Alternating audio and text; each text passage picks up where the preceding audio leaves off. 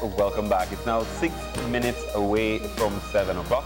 And as promised before the break, we're sitting down to talk with members of the environmental community about the 2016 Mesoamerican Reef Audit. Joining me and Marlene for the conversation, we have Nadia, Climate Change Adaptation Advisor for the World Wildlife Fund.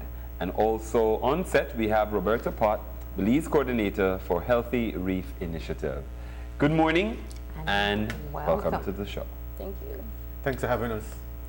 Now, whenever we start talking about the environment and the reef in particular, I think most people become immediately engaged in the conversation. If nothing else, people are aware of the reef and its importance.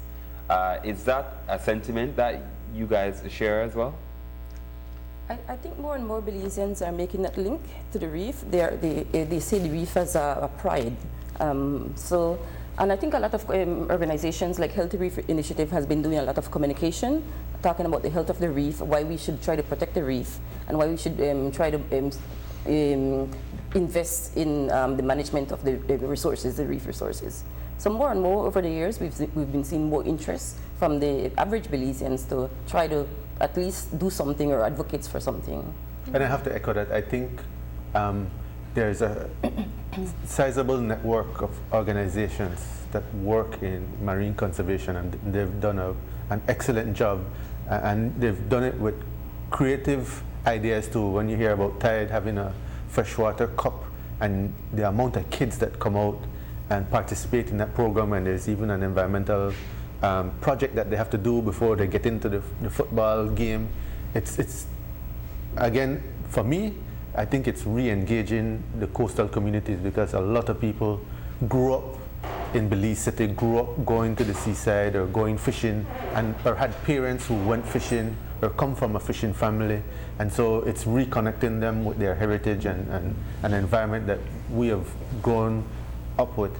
And the other thing I think though is that we've seen that the change in attitudes in recent decades, and I think from a fisherman saying it's a reef as opposed to a rock, that's a big, the change in language is a good indication that they appreciate that the system is a living system and it's not a dead rock that they can throw their anchor on, even though some people still do it, and we still even have visitors who come with their big yachts wanting to throw their anchors on our reef, because in their maps they have that it was a good anchor spot right where the reef is. That change in attitude, I think, is a direct result of the efforts of the local organizations who've been investing in outreach and education. Mm-hmm. I started off with that point because I think very often you may be exposed to different images of what the reef is like, but you don't get a sense of it in its totality. You know, people might think of the beautiful fish that you may see there, or the corals themselves, or some of the seagrass, sea fans, etc. Mm-hmm. How do you get people to understand that it is a living and breathing thing? Well, I think they work at various levels, and that's one of the efforts that Healthy Reefs has invested in, and it's the impetus behind first the report card that we do every 2 years, and then realizing that the science was not reaching out to the policymakers and reaching out to people. They went the extra mile, and we get criticized in the science community because they say you're simplifying the language of science, that it is inaccurate, and we said no, the information is still accurate. What's supporting all the graphics and the language and the pictures that we're using is still there. But what we are trying to do is reach out to the people who make the decisions, who might not necessarily go online and look up a journal on reefs and read it to understand what the condition of the reef is. And then, because we've been doing this, the report card started out in about 2004, 2006. The first one was 2008 that we really made public and put in a glossy report card. And it wasn't until 2011 that we started to realize that we weren't making the connection between the condition of the reef and what needs to be done to help ensure that the reef health is improved. And we knew that in our community, and that's where the idea of the eco-audit came out, because we recognized, and we tried again, it became a communication challenge. How do we talk about laws and regulations and management actions that need to be taken to improve the condition of our reef? And that's where we came up with 7 themes, and each one of those themes are broken down into multiple indicators, and we ended up with 28 indicators. And even so, with the 28 indicators, you roll out a big poster and you say, this is what you need to do, and people can, sometimes you lose people. It's overwhelming. It's overwhelming. Now, if there's ever been a time where the importance of the reef has been underscored, it's this present time. It is perhaps the most valuable product that we have in terms of tourism. And tourism is extremely important to our economy. Now, understanding that visitors come to see the reef, that it's a part of our main attraction as a tourism product, one of the challenges that we know the environmental community has faced for some time is keeping engaged with policymakers.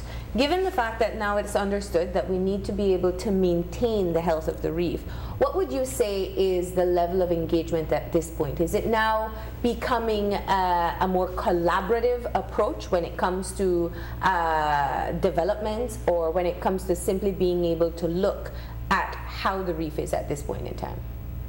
I think it's been variable. There are times when, and it all has to do sometimes with the level of connection that whoever the policymaker is at the time makes to the urgency of taking action, and having the political will or the clout to follow through on that action. Because we have been working, for example, on the coastal zone, and I say we collectively because a lot of us were involved with this for more than 10 or 15 years, hoping every time an administration comes in, and it's multiple administration across parties, because a lot of effort went into the technical work that was needed to put that plan together. Because the coastal zone management plan. The integrated coastal zone management plan. And we were blessed this year when they announced that that plan had been approved by cabinet, and so we have to give kudos to the minister and the government for getting that past the goal line.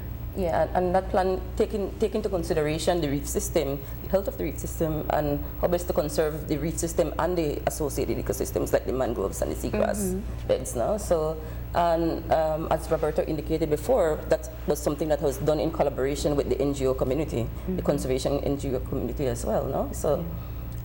More and more we've been working closely with the government. We realized that there could be a balance between development and conservation. We cannot be one or the other.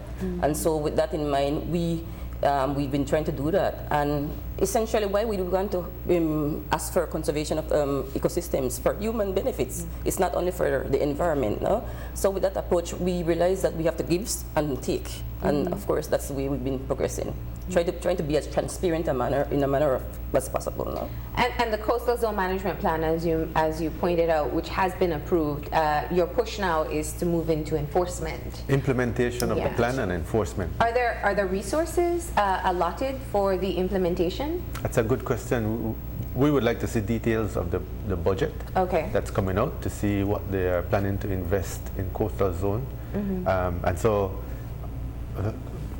I don't have ready access to that information. I wouldn't be able to answer that right off, because I think a lot of the information that we've seen is sort of global in terms of the ministry, and you don't see what's coming to the respective departments. I think that's something that would help the conservation community to help synergize with the government if we see that you have gaps in one area, which is what we've done and what Belize has done. And that's why, as part of the eco-audit, we got a score of 6 to 8, and we're still highest in the region. We tend to be very hard on ourselves when we grade ourselves, but we're still fairly well off because we have the resources still intact. We still have mangrove, we still have a lot of corals intact, and it's becoming more challenging now because we're starting to see more development, and it's getting trickier to be able to balance that development. We want the development, we need the employment for our people, and we need to keep fishers employed. but we don't want to destroy the resources because then that starts a domino effect and everything goes downhill after that. I know sorry, just adding to what Roberto said on your question. Earlier this year, there was a project that was launched called the Marine Conservation and Climate Adaptation Project. It's funded by the Adaptation Fund, the Global Adaptation Fund, through the World Bank. And within that project, there has been room for resources for implementation of the Coastal Zone Management Plan. In reality, how that is working out, that's within the purview of the government, really, So we are hoping that sufficient resources will be made, and for the long term, So. And maybe to make a brief point, there are times when we've had policymakers welcome the input from the conservation community and civil society, and they welcome the thought that goes into trying to solve a problem, because it is a problem and we have huge problems. Even in Belize, we've done good with marine protected areas. We're looking to do better with the coastal zone management, but we still have big issues with sewage management and sanitation. And I think that's a very important point that we don't want to lose the opportunity to discuss, because I saw that as a part of what came out from the report card itself. So we'll move into the good, where we're doing well, but before that, let's talk about why you have pointed out that sewage management is a serious issue or a critical area at this point in time. Right, and we started to detect it when we were doing the report card, and we are seeing a lot of fleshy macroalgae on our reef. And again, that's we monitor for. Which is what, like the green stuff? It's the morass, but it's usually a brown type, and there are other fleshy types that you have. Meaning it's thicker than normal. Right? It occurs naturally, but you're having a lot more, and it coincides with other events too, because in the late 1990s, early 2000s, we had several bleaching events and hurricanes, and that destroyed habitat. And the algae are like weeds. If they get the fertilizer, which is the sewage and nutrients coming out to feed it, it grows and it spreads. And what that does, many times it prevents the corals from recolonizing an area that they would normally colonize. Yeah, and they could also grow over the corals, take away the space for recruits, for baby corals to recruit themselves. Smother the corals and reduce light penetration to the corals. Yeah. And so that was a quick signal to tell us, we're getting something into our water. What is that? And when we start looking out at it, we realize we don't have a comprehensive water quality monitoring program in the marine areas. Coastal Zone used to do it, but it's very cost intensive. And so we start picking up information about E. coli and coliform, which is a human health concerns. I mean, I worry because, you drive past Seashore Drive. Well, that's my drive. I drive past Seashore Drive, and on Sundays you will see Belizeans going out swimming, and I'm thinking, I'm hoping that is not in the bay, because we know that it's out by the Fort George area, and we know that it's down by Kukumba Beach area. What are the areas that you're picking up? We'll say morass, because I think people know that better, where you have growth, the most significant growth? It's countrywide. It's countrywide. Okay. Now, is it but that's nutrients. Is it automatically linked to a sewage problem, or you've been able to further study it and find out that is excellent question. Yeah. We haven't made that direct link. Okay. But the science is there and the tools are there for us to be able to make that link. There are isotopes where you can go in and measure or collect samples, and you can tell whether or not it's coming from human waste or from a fertilizer-based source, agriculture. And in fact, recognizing that problem, we haven't even wasted time in, I shouldn't say waste time, but it's cost intensive to go and do those kind of studies. We kind of know that is the link. WWF, Nadia, and her team has been working with agriculture to say, we know it's bad that you're putting nutrients into the water, into the marine environment. Let's see how we can cut down on those nutrients. And so it's trying to find solutions and address the problem. We're not just here telling you that we have a problem. Yeah. We're here to help find solutions and put our money where our mouth is. Yeah.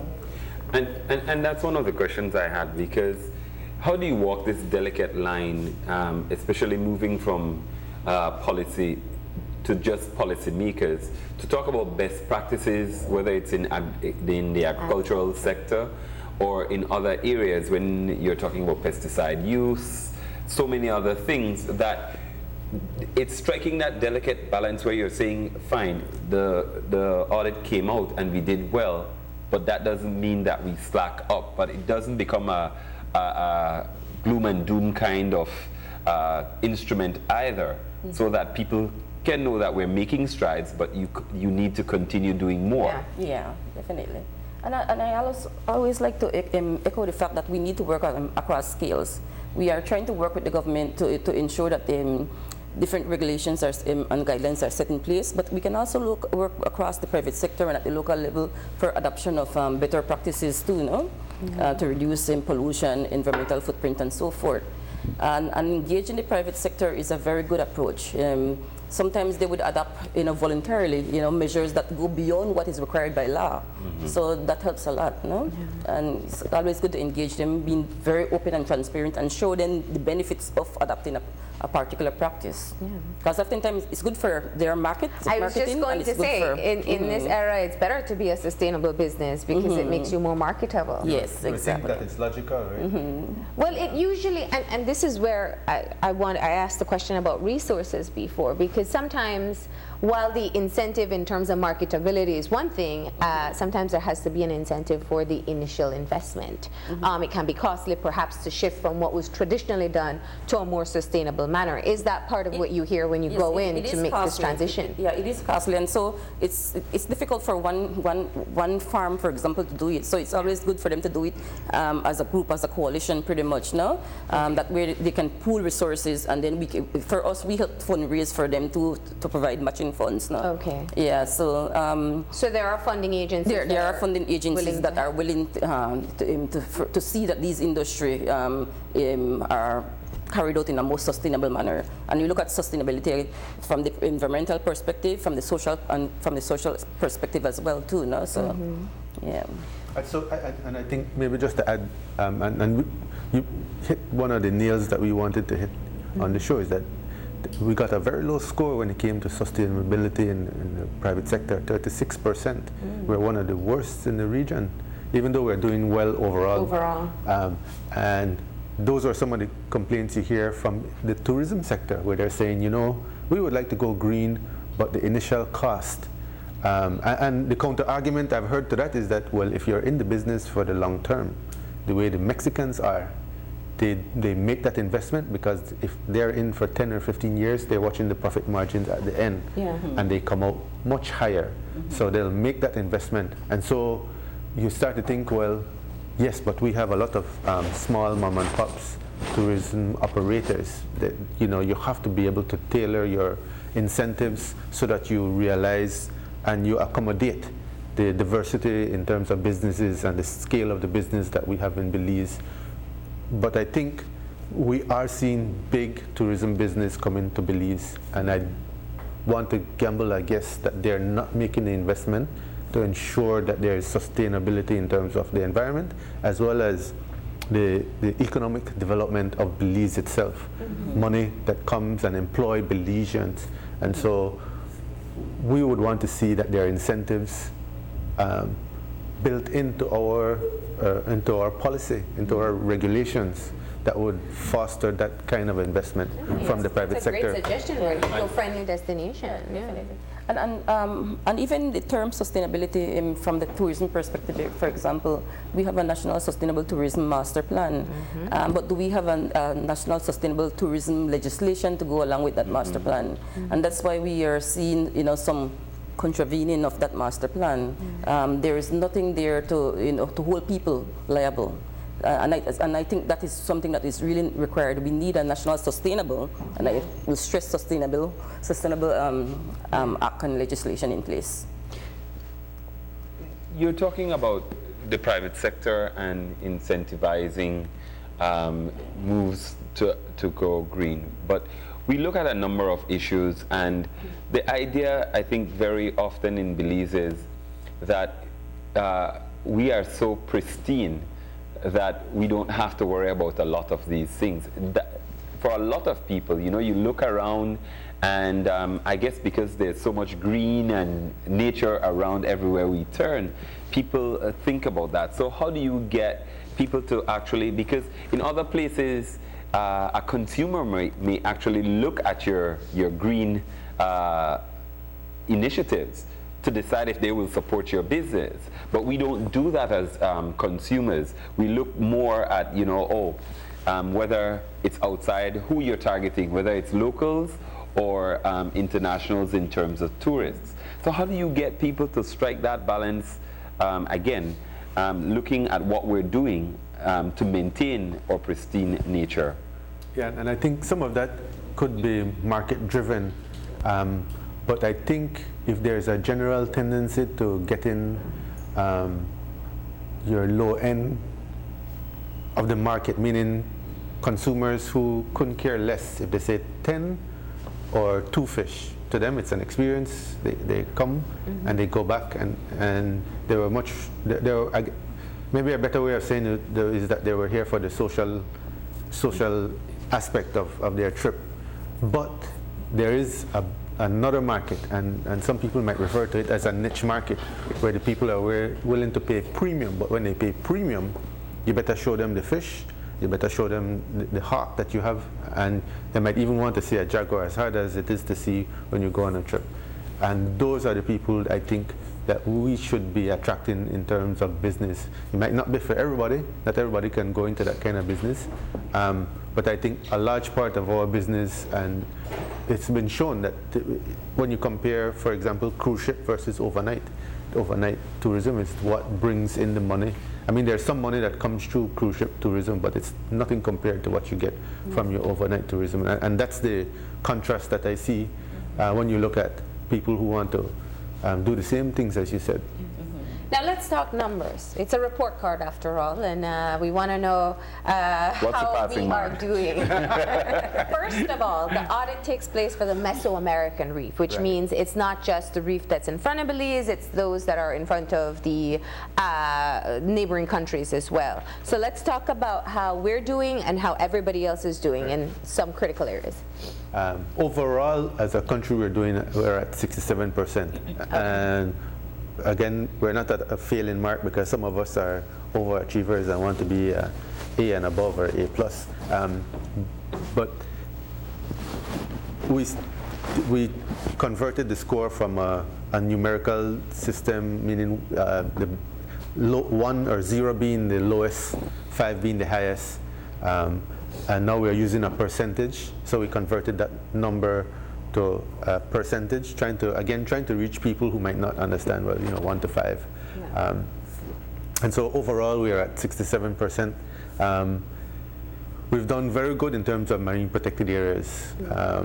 We have reached the 20% mark that we wanted to reach for marine protected areas across Belize, but we haven't been able to move significantly is areas that are set aside for no-take areas. And so that's what there are 5 indicators that wraps up to give you the 74%, and that includes the no-take areas, the amount of reef that you have inside the marine protected areas, and then also the level of management. And this is where the marine protected areas managers, reserve managers and park managers that are out at sea evaluated themselves, and we're very blunt about saying whether or not we have enough resources, we have enough staff, if they have the budgets to do the work that they did. And we haven't been doing too well. There's a lot of areas where we can improve. This is a breakdown of the score, right? That we're seeing here. What is the 100%? That was the first thing that jumped out at me. We've been very good at education and awareness. Okay. That's what we've Is and that research. the same across the region? That's across the region. Okay. Across the region, we've been very good at doing the research, sharing that information. Because at the same time we're speaking to you here, there's a network of coordinators. There's a network of coordinators under Healthy Reefs doing the same. Making the same effort to get the message out and reach the people that it needs to reach, because it is a regional problem. It's not just a Belize problem. For example, we get a lot of even hard or solid waste floating up, coming across Belize. If we can get Guatemala and Honduras, Especially in the south. especially in the south, if we can get them to solve their problems, it will be in our help, in our interest. And that's why I have no qualms about calling this the Mesoamerican Reef, even though I know that we have the Belize Barrier Reef, and the Belize Barrier Reef Reserve System is the World Heritage Site. It's the only one. But it's a part of a larger It's system. a part of a larger system, and it's just a natural system. It's all connected. We have Yeah. turtles and sharks going up and down this reef, and they couldn't care less about our national boundaries. I think you pointed out already that the 36% has to do with the sustainability in the private sector. So right. we touched that area. Other high scores that we're seeing, the 74%, the marine protected areas you discussed, and the other? The 74% is the global issues, and part of that includes Belize's will to sign on to national conventions, because there are some of the countries who refuse to sign on to conventions related to pollution and waste at sea. We've signed on to it. We've even put in place the legislation locally, bless you. But enforcement, monitoring and enforcement has been an issue. And we know that even our sewage treatment plants aren't compliant with those effluent standards. Whether or not DOE has followed through to bring that to their attention, or whether, I don't see one department taking the other statutory body to court, but there should have been some movement to addressing that issue. And that's one of the things that came up in the news last year when we were looking at Placencia. They had we thought they had secured resources to put in place a sewage treatment plant, and unfortunately they came up on some coastal zone planning issues. They hadn't mapped out where they're going to put the plant. It was in conflict with the agricultural farms. And you have, of course, this farming association that is reaching, trying to reach, well, they have reached pretty much ASC certification. No? So having a farm or having a sewage plant near to such a farm would give the perceived, understanding that, okay, there could be potential pollution from that sewer to the farms. No? So it's all about location. They need to find a good location to pretty much place the sewer plant. No? But that issue could have been addressed if you had... Should have been from the very onset. From the very onset. I mean, if you're going to invest in a multi-million-dollar You got to find a way to put where you're going to put your waste. look at who your neighbors are. Please don't put a sewage pond next to where I'm growing my shrimps. I mean, it seems like common sense. Yeah.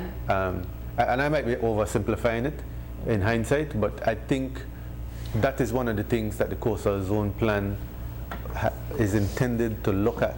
And they have a national and regional view, and even a localized view, to be able to advise you, well, these are where we see development happening. If you're going to put in place a particular type of infrastructure, let's ensure that it's not in conflict with other businesses, and it's multi-million-dollar businesses, the shrimp industry, and the certification is setting a standard above what we've ever had in Belize, and it gets a higher value, and you're going to put that at risk. Loss when they had their issues last year. And you see some of the repercussions of So this is obviously, while I think you can be satisfied that you were able to score the best, and we were able to score the best in the region, the work will never stop. There's a lot more to be done. And what I hear from you is that the Coastal Zone Management Plan for you is a priority in terms of getting the implementation done. In terms of the global ratification of conventions, we've been good at that. Yeah. That's why we're at 74%. And then the sewage problem, what do you do to... Is it simply getting the information out there that there's too much human waste and industrial waste going into the waters and sounding the alarm at this point? Well, this is part of our effort of trying to catalyze action with respect to the sewage treatment issue. It's a big problem, and I'm not sure we want to defer it or shy away from it, because it has to. I think we're coming to the point where we have to address it, because even when we look at fisheries management, we've been good at putting in place regulations. 2009, we protected parrotfish, we banned trawlers, but that industry could be at risk if we continue to deteriorate, or the quality of our marine environment continues to Will you look further deteriorate. into the sources, or you said it affects the entire coastline, but perhaps understanding more where the human waste is coming from, the industrial waste, to just know where the priority needs to go? Well, I think WWF is looking at the agricultural sectors, which is one big source, and it's not just shrimp farms. I think they will be looking at other industries, but the sewage treatment system is plain and simple. It's our waste, and someone said to me, back in the day in Belize City, they made a big stink about us taking our buckets by foreshore and dumping it, and here they are doing the same thing out at Radisson. There's a pipe out at Kevin Boyne always complains about that pipe that is in front of his establishment, and there's another one out by Hanger. Anytime the pump doesn't work for a sewage system, we know, because we can smell it, and it comes up through the manhole, and that's just the mechanics of pumping the sewage the system that we have. Belize City is growing, and that system has been in place I think since the 90s, and what the authority commented on the news was that to fix Belize City's problem will cost $100 and something million. Maybe that's not the first problem that you will address, but we'd want to see how we can fix the maybe $25 or $30 million problem down in Placencia, San Pedro, or big money earners in terms of tourism destination, and Key Corker is expanding rapidly. And we have other coastal communities that are starting to attract more development. Let's put in place, if not a centralized infrastructure, that we put in place infrastructure that's compatible and sustainable, both in terms of the environment and cost when it comes to the business. All right. Well, we want to thank you for joining us, and I think obviously it highlights where some of your work has been extremely successful, and not all of it is completely reliant on the environmental community, but hopefully it is an opportunity for people to pay attention to where we need to prioritize. Definitely. All right, thank you. very much. Thank you. And I just want to encourage people, if they want the results, we didn't print it this time. We're trying to go green, reduce our footprint, and so you can go to healthyreefs.org and look for the interactive eco audit. Excellent. We're going to go ahead and take a break, and when we come back, we'll be talking about the issues taking place in the Sarsoon between Belize and Guatemala. So stay tuned.